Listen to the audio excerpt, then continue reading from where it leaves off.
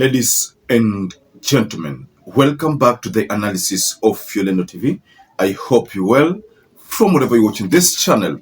Now, I want us to dive into this story about a letter from Raphael Tuju. You remember Raphael Tuju was a CS during Uhuru Muigai Kenyatta's time. A CS who didn't have a portfolio, and he was very powerful. In fact, the two powerful CSs under Uhuru Muigai Kenyatta's term were Tuju and Matiang'i. So let's get into Tuju. Tuju has recently surfaced, and I'm carefully looking at Tuju's game plan because his focus is on the Supreme Court.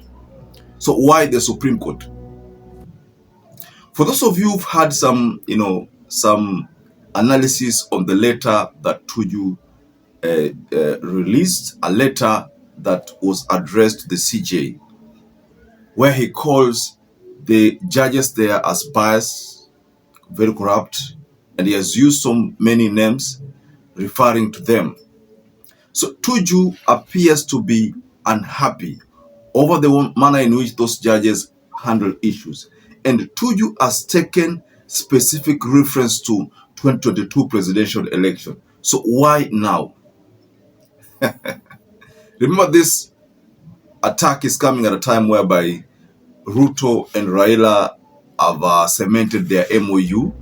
So the big question that is actually in many people's mind is why now? And why the Supreme Court? And why is Tuju attacking 2022 presidential ruling? There's something out of this, ladies and gentlemen. Is someone behind the push by Tuju to attack this Supreme Court? I want us to address that in this analysis, ladies and gentlemen. But first of all, please like this video, subscribe to our channel. Thank you so much for all of you who have been supporting us by liking and subscribing. Thank you so much. Who is pushing Raphael Tuju? Let's take, for example, Martha Koome. The relationship between Martha Koome and Ruto is unlike how it was when Ruto took over the presidency. It was a bit different back then. Now things have changed. You've seen how Ruto attacked the judiciary some time ago. That was early last year. A move that forced Martha Koome to go to State House and judges, and they had a sit down. And from that meeting, there were other promises about more judges, High Court judges. There were many other promises, including the finance. And most likely, some of those promises were never fulfilled. So for Tuju to now attack Martha Koome at a time whereby people are pushing Martha Koome to resign, but she's vowing not to resign. I've seen the former Law Society of Kenya, the chair, Harvey.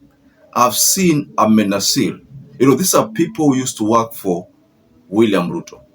If they are pushing the Supreme Court judges to all of them to go home, and then again, Raphael Tuju is coming out now politically, also pushing Supreme Court judges to go because, according to him, he thinks they are not competent. That can only point to one thing.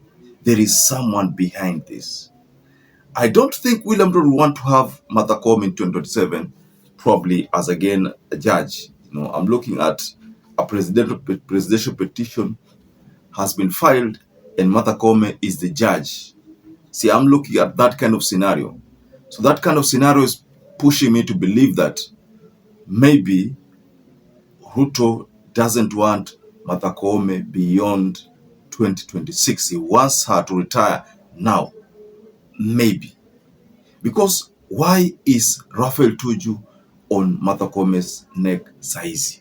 Members of the judicial system, including judges, have been known, but we see them making decisions also which are based more on their ethnic loyalties as opposed to fidelity to the law. Of course, kuna ile issue ya auction. Property yake ilikuwa auctioned, and according to Tuju, your property ilikuwa auctioned unfairly. over the outstanding loan to the East African Development Bank. One would easily relate what is happening now, the attacks, to that property which was auctioned. Maybe Tuju was not okay with the auctioning. Maybe he wanted some time to be given to him so that he can, recollect himself. So that property could be the reason why maybe Tuju is deciding that yeye anataka kuvamia Martha Koome. Or is Tuju trying to bounce back in politics, because there are also indications that he wants to vie for a Nairobi gubernatorial position. That is why you find that during Raila's iftar dinner, Tuju surfaced along other leaders. There was a cabinet, not cabinet, there are so many CSS who are there. Some UDA people are there, ODM are there. There was the Speaker of the Senate there. So many other leaders. They responded to that invitation by Raila Odinga. So Tuju was among those people.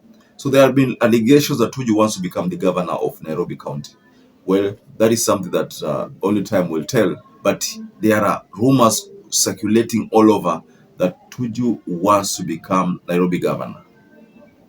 Well, that is something that we cannot just conclude now, the discussion, because we already saw what Raila said regarding Sakaja, a move that forced Babu Owino to start staying away from Raila Odinga. But you see, Babu still maintains that he respects Raila, but he is not in agreement with his policies, these days. So that's why Babu, I didn't see Babu during this iftar, during Raila's iftar dinner. There's a specific reason why he stayed away from that, because he doesn't want to mix himself with the Ruto politics. Because when you attend Raila's events, you're mixing yourself with the Ruto politics. But I think Sifuna was there. So back to Tuju. Now that Tuju was among the attendees of Raila's iftar dinner, and Tuju has surfaced attacking Martha Koome. So who is sending Tuju? Is it Raila?